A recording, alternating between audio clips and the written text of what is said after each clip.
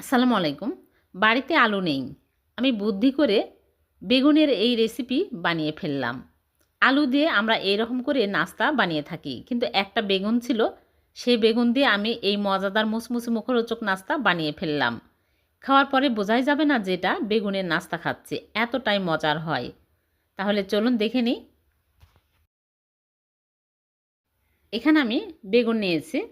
লম্বা বেগুন একটা নিয়েছি, এরকম করে কেটে নিয়েছি। তারপরে আমি পাতলা পাতলা করে কেটে নেব।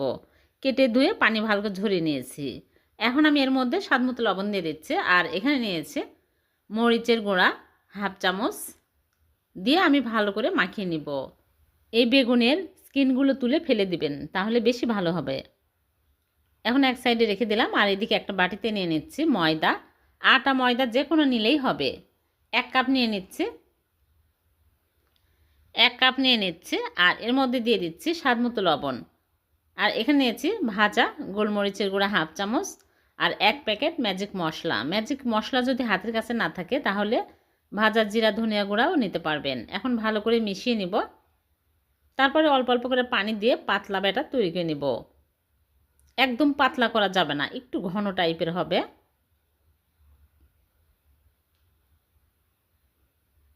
এরকম করে আমি পাতলা করে নিয়েছি। এখন এক সাইডে রেখে দিচ্ছি। আর এদিকে আমি আরেকটা বাটিতে নিয়ে নিচ্ছি ময়দা 1.25 কাপ শুকনা ময়দা নিয়েছি। এখন আমি একটা করে বেগুনের পিস এই ময়দার ব্যাটার মধ্যে চুবিয়ে তারপরে শুকনা এই ময়দার মধ্যে এইরকম করে কোট করে নিচ্ছি। ভালো করে কোট করে নিতে হবে।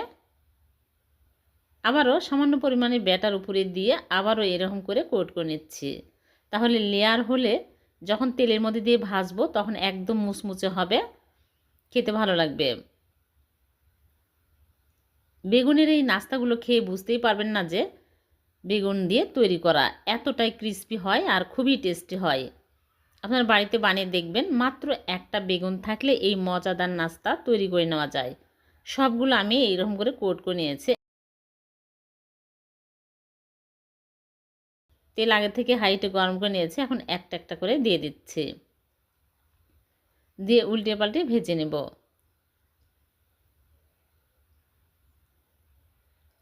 একটু সময় নিয়ে ভালো করে মুচমুচে করে ভেজে নিতে হবে। তাহলে দেখবেন অনেকক্ষণ পর্যন্ত মুচমুচে থাকবে আর খেতেও ভালো লাগবে। ছোট বাচ্চা বড় সবাই অনেক পছন্দ করবে। বেগুন দিয়ে যে এত মজার নাস্তা তৈরি হয়ে গেল, এই ভিডিও না দেখলে কেউ বুঝতেই পারবেন না। বাড়িতে অবশ্যই ট্রাই করবেন। একদিন বানালে বারবার বানিয়ে খেতে ইচ্ছে করবে, এতটাই মজার হয়।